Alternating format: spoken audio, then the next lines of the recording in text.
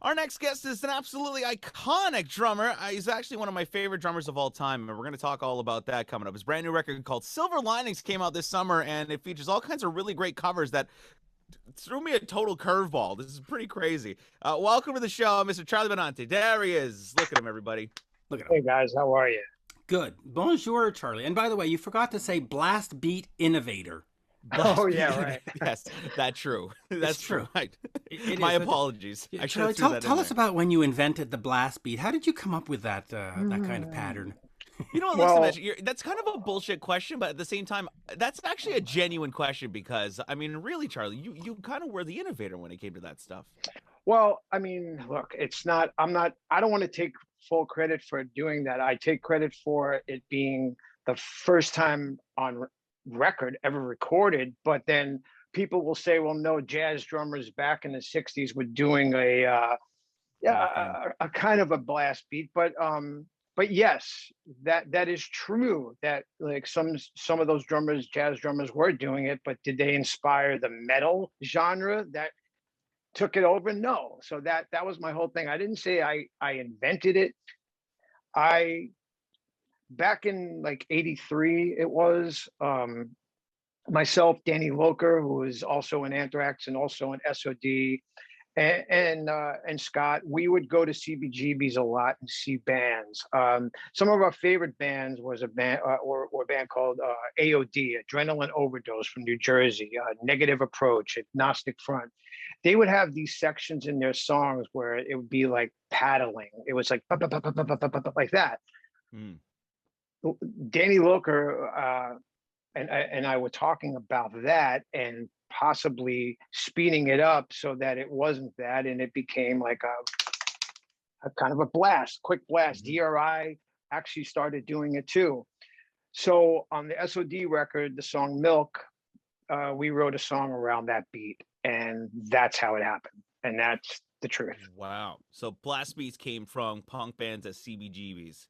Yeah, and there was a band who played there too called New York City Mayhem, and they had these kind of songs that were just short bursts like SOD, and they were another catalyst. Wow. Who were some of the cool bands that you got to see back in the day at CBGBs? Did you get to see like the Oh wow, Dictators? You get to see like all those guys? I never saw the Dictators there, but I did get to see like Circle Jerks and Bad Brains, and of course.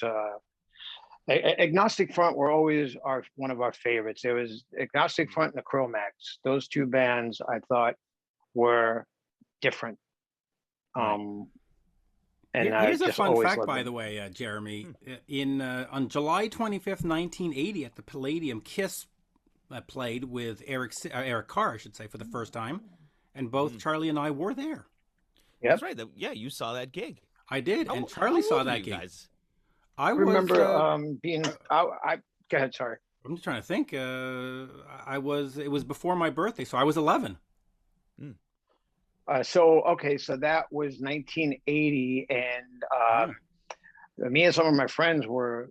We knew where they were rehearsing and stuff, and all that other fun stuff, and we heard Eric play with them, and then we were excited that they were going to do a show, and couldn't wait to go. We all went, and it was the first time I ever met Mark Weiss, the photographer. Mm. I was in the front of the Palladium with my friend, and Mark had this kind of big bag with all his cameras in it, and he had a copy of Circus magazine, and he was hanging out with, of all people, a young Matt Dillon eating a slice of pizza. And I knew who Matt Dillon was because there was this movie called Over the Edge that I thought was one of the greatest movies at that time because it featured songs by Cheap Trick, and it was just one of those movies. And that was my first time meeting Mark Weiss, and I always bring that up to him, and he's like, "I remember that," you know. remembers Yeah, meeting this remembers meeting this little kid from the Bronx, or yeah, just chilling at the Kiss concert. Yeah, listen, it was yeah. one of the greatest concerts ever, and I'm surprised that there's not some kind of official video or recording of it because it was such a monument. I mean, it was a shift in the band, and Hmm. Yeah. hopefully they opened the vaults, and hopefully they have it. I can't imagine they Have didn't record it. They have to Yeah. have something. Yeah. And by the way, let me just say, I love the fact that, being a kid from New York, you either were a Dolls guy or you're a Kiss guy, and you're a Kiss guy through and through. Yeah, yeah. I was never into New York Dolls. I appreciated what they were doing, but yeah, Kiss. I thought Kiss did it with so much more pizzazz and like better songs too. Yeah, and a Yeah. lot more coolness. Let's get over quickly to Silver Lining, since that's what we're here for. First and foremost, I saw you're covering "Bad Guy" by Billie Eilish and all that. You're actually using the song samples, right? I mean, so Yeah. how I'm curious, how do you get permission for that? How do they not come after you and say, "Hey, you can't do that"? Well, all the publishing goes to them. I don't make anything from it. Oh, well, And that's a simple that's a simple yeah, fix. yeah. And I actually did. I I heard back from our manager and said that they loved it, so that was cool. Nice. Yeah, because Mitch and I were sitting here, we were listening to it in the car, and we were like, wait, hold on a second. I wonder who's going to be singing Bad Guy. And then it's the actual vocal stem, and we're like, well, how'd you get the rights to this? So that's Well, cool. the thing is with nowadays, things are much easier to accomplish than they once were. But Yeah. I mean, the whole reason behind doing that song is because of my daughter, who is now 15. Hmm. But at the time, when I would drive her to school and drive her back home, she would take over what gets played in the car. And if you guys have kids, I'm sure you understand this. And a couple of years ago, she would always play this song by Billie Eilish called Ocean Eyes. And, Okay. most of the time she'll play stuff in the car, and I'm just like, ugh, what is that? But then sometimes she plays stuff, and I'm like, what is that? So that Right. was one thing that kind of stood out. And then, of course, later on, that other record came out and had the song Bad Guy. And I'm like, this is really good. This is like Yeah. very catchy, and bam, it just exploded. So I Yep. always wanted to do a metalized type of version of it, Version of it. It's Yeah. amazing how in 2021, a metal guy like Charlie Benante is allowed, like, can get away with doing a cover of Billie Eilish. If this was like 20 years ago, I'm sure you'd be labeled as a poser, you're a But pussy. but Like, what's hold wrong on. with you? Children of Bodom covered Britney Spears like 20 years ago. They did Yeah. Oops, I Did It Again. So but what you're right though. I have an 18-year-old daughter and I hear all kinds of stuff like this too, and I have to say Lord Dia Lupa, whatever it's called, Billie Eilish, and Post Malone. They've come to my ears thanks to my daughter, and it's actually pretty cool. I think Post is Well, great. Yeah. I think that's the thing that separates. Look, we could all live in our little boxes and nothing penetrates. But I've never been that way. I've always liked to listen to that or listen to this, because at the end of the day, a good song is a good song, and Yeah. that's it. Um, Well, and look, you're especially, covering stuff like Rhiannon. You got all kinds of stuff oh on here. I yeah, mean, it's all over the place. It just goes to show, it shows off your musical taste. And well, I'll just it's add this before you answer. Sorry to cut you off, but we sort of expect you to do Kiss and Iron Maiden and Metallica and whatever. Yeah. And so to have you not be the typical guy, that's what makes it exciting, and that's why it's a Yeah. great record. Silver Linings. well, again, it's thinking outside of the box. And again, I will say this record wasn't planned. Uh, Mhm. this just happened. So I was never thinking like I'm going to put out a record of covers. It just happened that way. It was a very organic process, and it was a way of me kind of getting out of my depressive funk that I was in, and being creative again, and calling my friends who I knew were in the same state that I was, Right. help Yeah. helping each other. Because at the end of the day, like Alex Skolnick and myself, we were talking about it, and it's like we're not just musicians; we are entertainers, whether we like to, you know, believe that or not. But we are out doing it, and we missed it, and it felt really wrong that we weren't doing it. So this gave me a Mhm. chance to kind of zone out and be creative again, and that's how it was. Right. I love the fact that you said that, though. We're not musicians, we're entertainers. At the end of the day, that the best musicians are. Right, Well, yeah, and you right. know what? When you go to a show and you see just musicians, it's kind of boring. You got to go see Yeah. entertainers. You either You go know, see Rush or you go see Kiss, and you're gonna have a lot more fun at Kiss. well, because and you just hit the nail on the head. It's if it was 20 years ago, I would say most bands could go out there and just play their songs, play their music, because there was a feeling of this real connection with the crowd, that it was like really deep. And then at some point, glitz and Vegas took over, and Hmm. now normal bands have shows, and it's like, whoa, what happened to just setting up a little stage prop here with Yeah. a backdrop? No, things got more Vegasy, and it's yeah, so now people want to go see a show. So in that moment when the song goes from mellow to heavy, Hmm. something is going to explode, Right. so Yeah. I think people expect a show nowadays. It's not just, Well, I come also on. think it was technology that made it a lot more accessible as well, because before you couldn't get the Pro Tools rig and the Ableton rig and sequence your lights and your rigs and everything and have video synced up. Technology got cheap and everybody said, "Fuck it, let's invest into some good Yeah. production." Right. So a lot of these bands oh man, I shouldn't say that. Anyway, Yes, you should No, no, say it. That's what we're here say it, for. say it. I, I was going to say a lot of the bands that headline these festivals, they have this big production, but if you saw them without the production, maybe it wouldn't be the same. Hmm.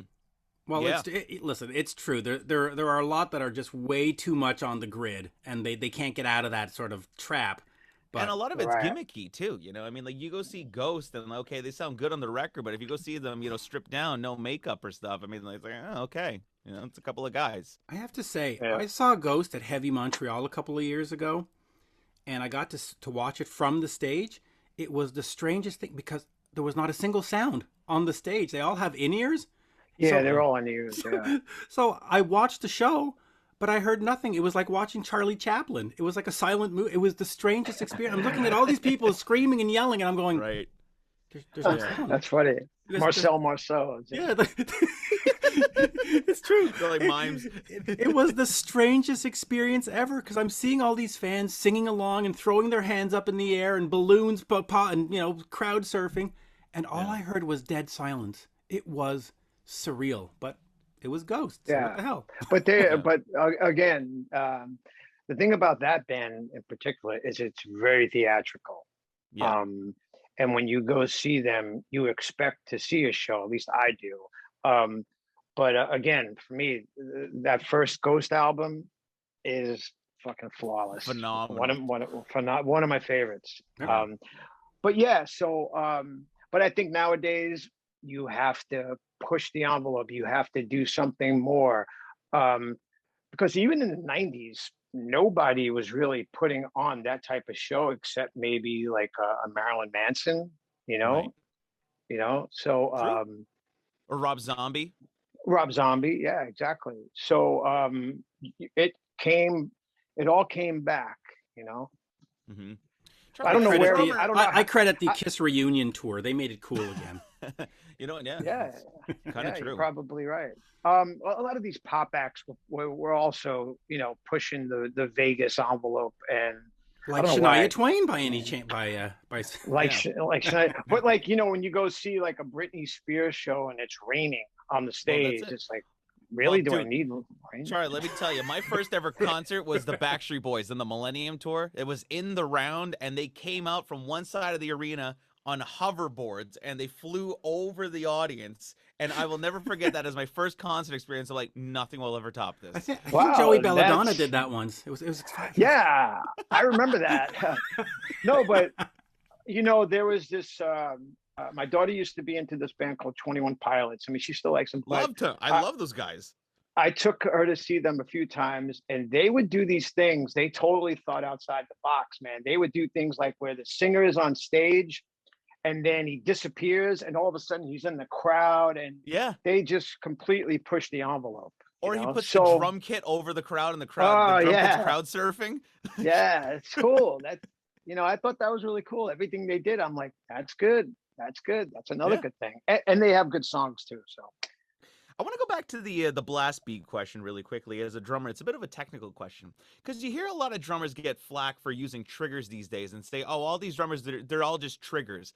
What's the difference between actually playing and having triggers on your kit? Explain to the mass general public. So the main thing with triggers, and I'll give you two sides of it too. A lot of drummers use triggers um, for basically getting the note, to hear each note, whether it's a very light tap or a hard depends on the velocity of the drummer. There's some drummers who are very pure and no, I don't want triggers, I'm playing it and that's how it is. But there's other drummers who like to play with triggers. Like for myself, the reason why I started using triggers back in the day was because of my monitors, because I would spend 3 hours on a sound check trying to dial in the sound of an acoustic drum with a microphone, and it just wasn't happening. So I went to triggers for that reason, and I grew to love them.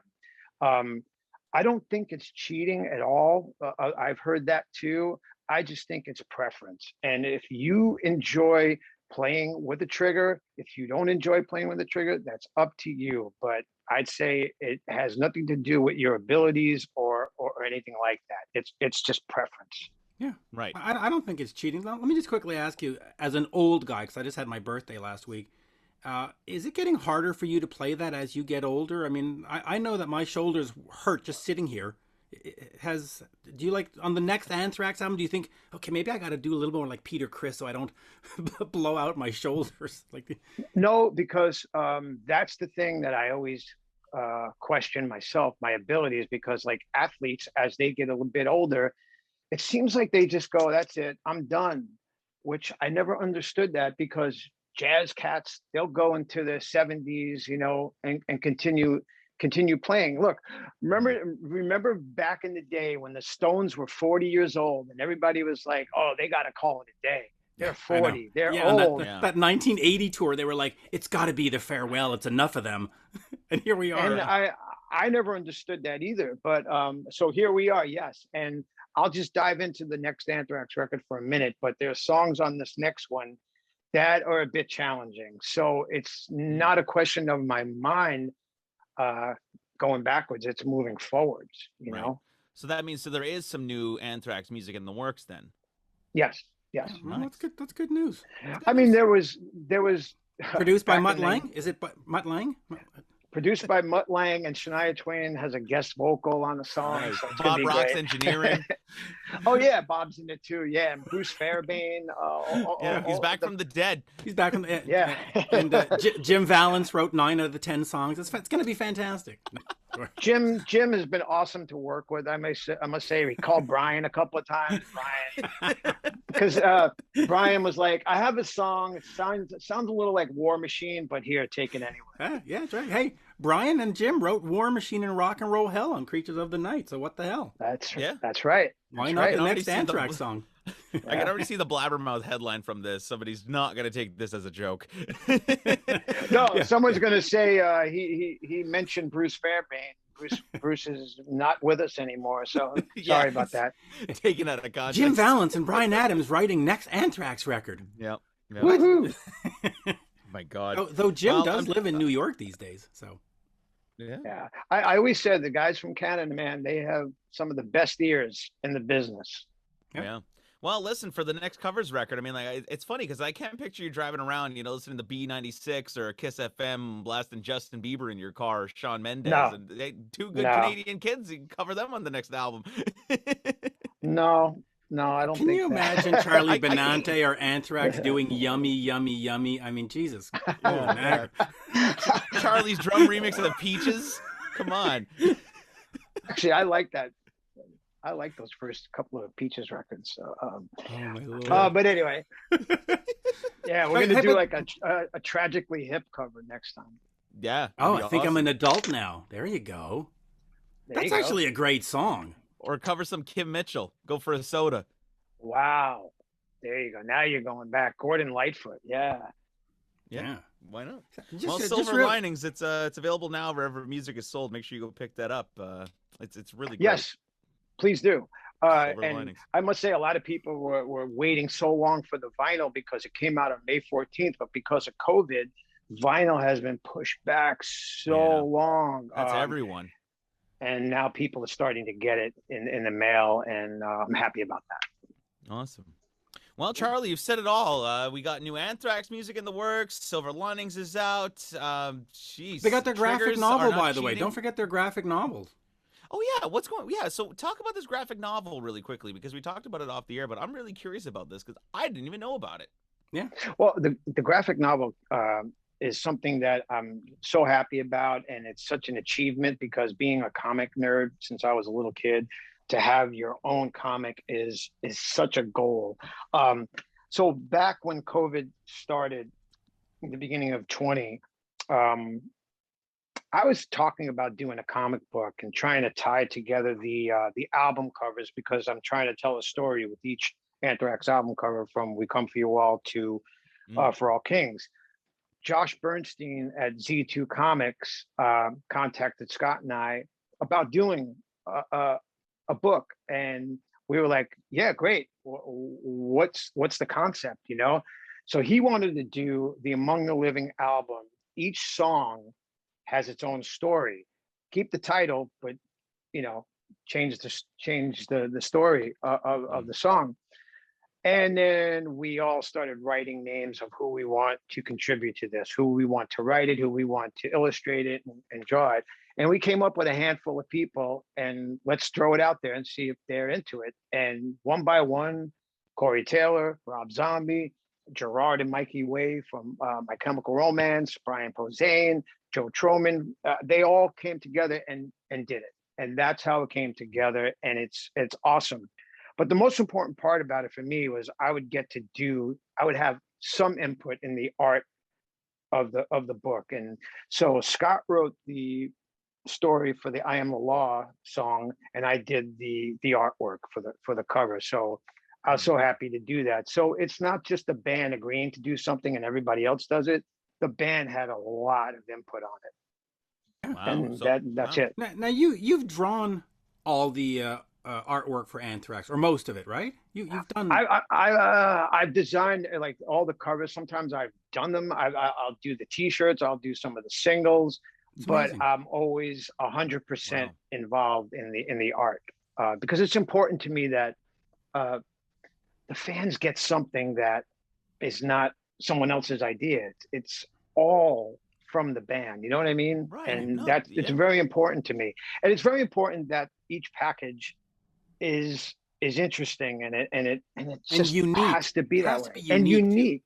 Yeah, Hmm. because back in the day when you would get a record and you would spend the time just reading everything, and I always say the smell of it, and it's that Yeah. experience that people don't have anymore. No, you're totally right. I mean, kids today, it's like, you go get the new Billie Eilish album, for example, and it's like, oh, available to stream, go stream it. But it's like, well, no, I want to go to the record store and I want to buy the CD and unwrap the shrink wrap off it. And, even with the vinyl and put it on the turntable. It's like having that package, like just this past weekend, I went out and I got the new Iron Maiden record. It's 3 LP, with the artwork and everything. So I was sitting there reading the liner notes and listening to it. It's like, that's the experience. That's half. You're buying the music, but you're also buying the artwork and the Yes. packaging and everything. We're always being told how to do it Mhm. nowadays. Nobody stops and says, "No, what? No, I don't want you to tell me how to do it. I want to do it the way I want to do it." Yeah. And that's the problem. People are just like sheep. They just take what you here. This is the way we're doing it Yeah. nowadays. Okay, we're all going to do podcasts now. Nobody else is doing. Yeah. And I'm not saying that's a bad thing. I think podcasts are great, but you know Well, what there I is mean. So because there's a lot of bad podcasts, but right. But nowadays you could walk into a Target or Walmart or Barnes and Noble and you'll see a section of vinyl and you see these beautiful pieces of art, and Yeah. it's like, wow, I'm so happy that that exists because the days of going to Tower Records and spending an hour in there, that's gone. yeah. I never No, got out of that's towers in under 2 hours. It was always an adventure, or yeah. One of my that favorites, wonderful Rock man. on Stock in Montreal, just nonstop. Well, dude, I remember going to Music World in Fairview. Remember Music World? I remember The little kiosk in the the corner. little things. Yeah. And then I'll finish on this. You played Rocklahoma recently. You're out there doing the shows.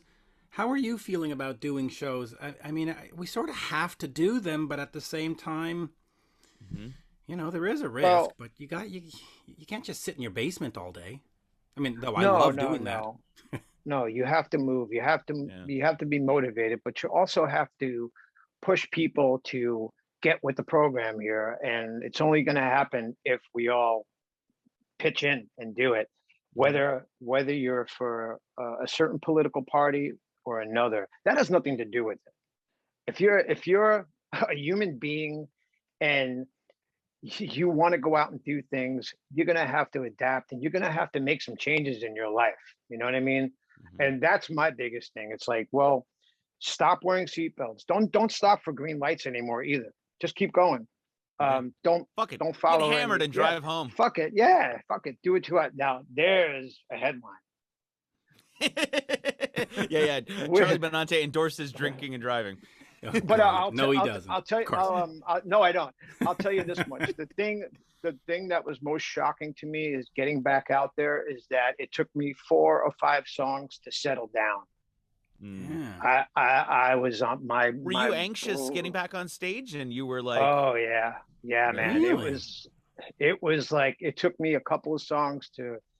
All right, I had to keep telling myself, settle the fuck down, dude. That's amazing. 'Cause, I mean, you've toured for 30 years. Why are you nervous? I don't know. I don't know. But Wow. of course, it may have to do with not being in that element for almost 2 years. you were finally blowing your load in that first 5 songs. Oh, God. The whole set was just blast beats. It was like Triggers I'm like, turned up to calm 1,000. down. Yeah, right. but yeah, and I think because I spoke to some other guys in bands and they understood what I was talking about. It's like wow, I gotta take a step back here because I'm doing it now. But the funny part about it, after the second show, same thing happened a little bit, but then it was back to my fucking ears suck, man. Turn it down. It got right back to. You got right back to rock star bullshit. Yeah, exactly. You're like, oh, we got to talk to the sound man after the show. Jesus Christ, what was he doing? Hard Hard left. Exactly. What's wrong with him? Is he not vaccinated? What the fuck? Yeah, he's unvaxxed. His mix is shit. Well, listen, you've said it all, man. Before we go, we talked off the air before we got this thing going. We were talking about Shania Twain and Mutt Lange, and you said you have a funny anecdote about 2 of them. So let's get to that. Yeah. Real quick, we were in New York doing a photo session in Central Park, and we took a break and we went to this kind of cafeteria, this gourmet cafeteria place that had all these little restaurants, and they had a Jamba Juice there. So it was packed. We went to Jamba Juice and we sat down in a booth, and at the corner of my eye, online at Jamba Juice, is Mutt Lange and Shania Twain. And we were like, oh my God, it's Mutt Lange, and they got their drink and there was no place to sit. And maybe they recognized us, but they came over and Shania actually said hello to us. But all we kept thinking about was, I got to talk to Mutt Lange, Yeah. And that's a real music nerd where you turn down Shania Twain to talk to Mutt Lange. To talk to Mutt, you're like. And they sat with us and the conversation was just Back in Black. And that was it. And man, if I could do it again, I would have just, probably done it the same way. But just talking to Mutt Lange about Back in Black, because to me, that's for me the greatest record of all times. I don't mean just musically, I mean sonically. That record, like when I'm gonna go buy a car or EQ a system, that's what I play. So to talk to Mutt Lange about things like that, and just maybe little technical things, it was such a treat. And I'm sorry we kind of ignored Shania Twain, but it was just like it's like Shania. Look at the Americans and ignoring the Canadians. It's kind of like our history. Yeah. Did you ask Mutt about getting that snare sound on Back in Black, the harmonizer and stuff? Well, I asked him about the technique that they use, and because I heard that they taped 2 sugar packets on the snare drum, and he said no, that wasn't it. He said something about a wallet, but I don't know if that was true either. Well, no, his wallet is huge. We know that. By the way, was Mutt just like totally shocked that you recognized him?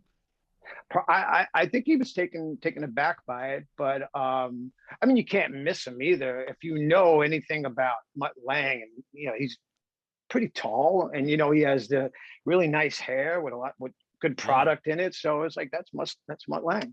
He looks like an expensive record producer. Yeah.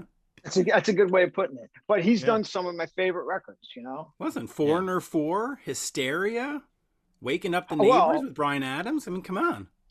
Well, again, two of my favorites are Back in Black and High and Dry. I love High and Dry. High and Dry is the best Def Leppard record, period. Another Hit and Run is their best song, period. Dude, the record is from start to finish flawless. Yeah. Yes, and what's amazing with that record is, in the old days we had side A and side B, but when they put it to CD, you could listen to it all the way through, and it still sounded like it just fit. There's not one where you go, absolutely, they need to take that out. Ooh, yeah. It was man.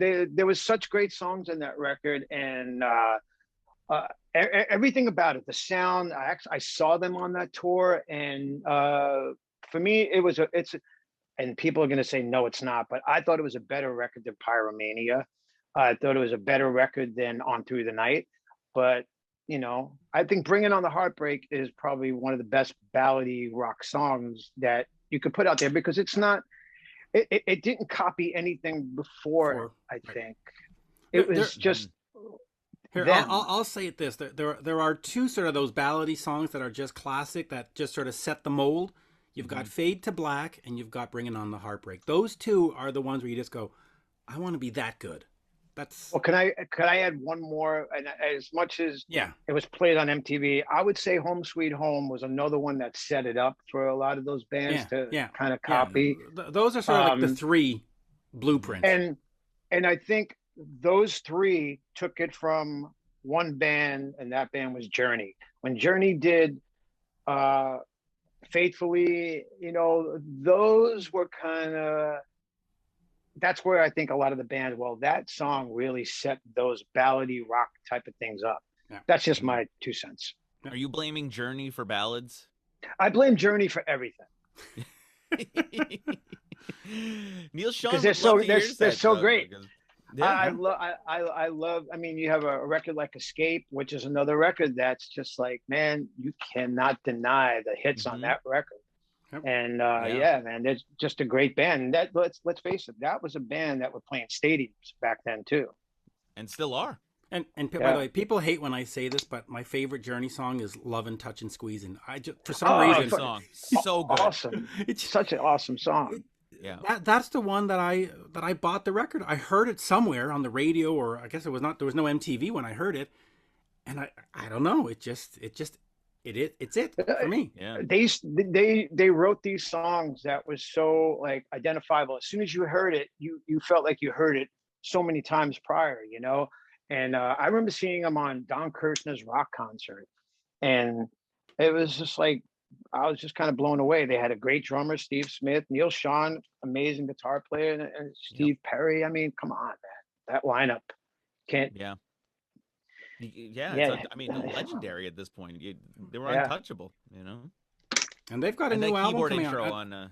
And by the way, since we mentioned, they did. Since we mentioned Bryan and Mutt, Bryan Adams' new album is coming out later this year or early next year, and Mutt Lang is producing. Yep. Wow, that's cool. So that is going to be something to look for. That is on my list of, I got to buy that the day it comes out. Yeah. So next time we're in a mall, we're going to search at every Jamba Juice in New York City if they're together. I'll tell you where it was. It was right downtown, like 57th Street, by Columbus Circle, big area, and that's where it was. And we didn't have these back then. Or else I would have sent you the picture of us going, oh my God. Yep. Well, Jeremy and I, we ran into Obie O'Brien on the streets of New York one day. So there you go. That's true. That was kind of cool. We spoke Bon Jovi for 10 minutes. It was fun. Yep. You never know who you're going to meet on the streets of New York. Charlie, one last question before we go. New York question. Who had the better pastrami on rye, Carnegie Deli or Katz's? Cats. Untouchable, right? Um, I mean, look, other people would say, "Oh, the Carnegie man," but for me, I thought it was Cats, and Cats had the best hot dogs and the best knishes, bar none. Hands down. Those Man, Coney Island knishes, man, you can't. Woo-hoo. you cannot get a better knish. And if you guys are familiar with the show, The Marvelous Miss Mabel, you ever watch that show I did. It's on on Amazon Prime. Amazon Prime? It's such a great testament to New York in the 50s. And there's like a deli that they go to all the time, which is basically based on Cats. Cats' Deli. And it's a great show. I can't wait for the next season. One Plug. last question: Sabrett or Nathan's? Oh, Hold on. I'm gonna go. Go ahead. I'm gonna go with the Sabrett because it has a better crunch. Yeah, it depends. It depends which Nathan's you go to. Some of them are snappy, some of them are flimsy. You know, it's Sabrett. You know what you get. Yep. Yeah, man. Nothing beats a dirty water dog in New York. There's just nothing like it. Yeah. And in Chicago here, there's tons of places, famous hot dog places. There's one place called Gene and Jude's. They do it where they put the fries on top of the hot dog. Oh, nice. And there's of course the Wiener Circle where you get insulted for ordering. So there's a lot of good hot dog places You here. get insulted for ordering. Yeah. Oh, yeah, They're yeah. famous for it. That's like going to any restaurant in Montreal. They're like, Yeah, you leave us alone. Leave us alone. Actually, next time you come, Charlie, I'll get you a poutine dog. So what they do is they take the steam and then they put a poutine on top of it. So instead of just the fries, they put the fries, cheese, and the gravy in the dog, and it's oh yeah, What? oh yeah, oh yeah. Wow. Yeah, Got me Mitch is thinking cringing about right that. now because he hates poutine, but oh man, it's I don't to die hate for. poutine. I've never had one. I just don't see the appeal of wet fries. That's all. You're a maniac. Yeah, I mean, I've had those too. I remember, and I didn't get it either, to be honest with you. But I didn't know that you could put it on top of the dog. I just saw it served as is. Some places you can get it if you're drunk at 3 a.m. Say, give me a poutine dog. Okay, they're a poutine dog. You know, it's like that kind of thing.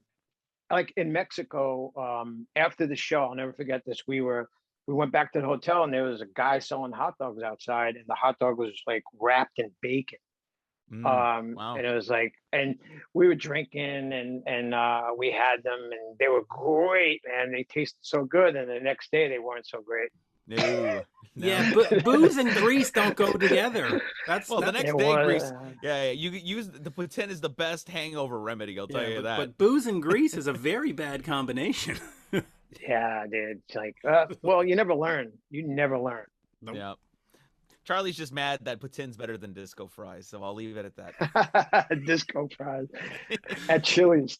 Oh my God! There you go, Charlie. right. Always a pleasure, and of course, next time you're in Montreal, happy to show you around as always. Yeah, man. Heavy MTL. Let's go. Let's do it. Yeah, let's do it. Time to get Silver that right. Linings available now. Go pick up his big cover of Bad Guy from Billie Eilish. I mean, it's the only can't go wrong, you know. Can't go wrong there. And of course, there's other covers from Massive Attack to Mother Love Bone to U2. You got the Kiss. Hey, you got Darren McDaniel. Let's you see got what we got. DMC on there, Transylvania. So. You've got Presto Vivace by UK. Jimmy James, Beastie Boys, All the Way, etc., etc., etc. And we have some fellow Canadians on there from Sum 41. Mm-hmm.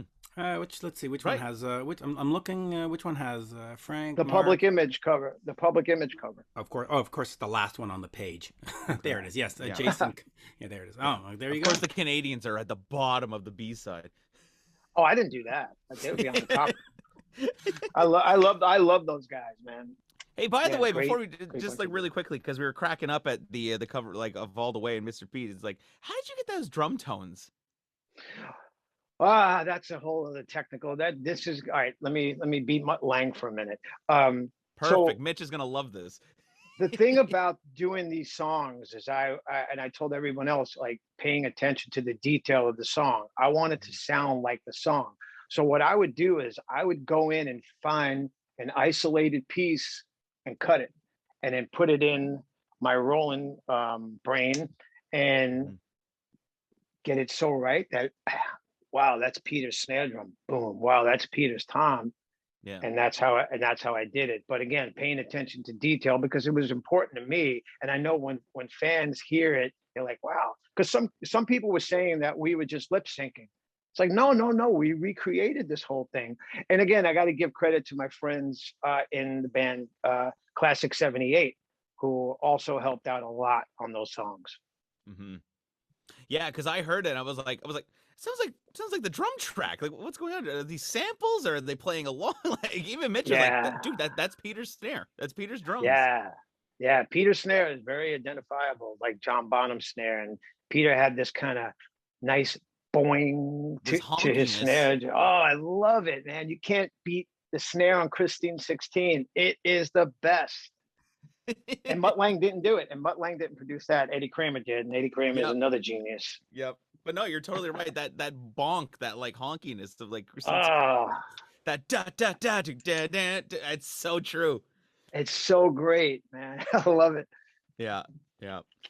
All right. Well, this is so great to meet you, man. This was a blast. Yeah, By the man. I way, hope to see you go. Go ahead, I was just gonna say we first said goodbye 18 minutes ago. Yeah, we did. Yeah. I know. But man, let's hang out next time we're up there and talk all this fun stuff. Yeah, and we can show Mitch your triggers. And we can show Charlie your top 40 studio and see what that's like. There you go. Totally. Yeah. Awesome. All right. Well, thank you guys. Merci bien. Cool. Have a good day. Take care, bro. All right, See you man. later. Have a good day. Thanks, everybody.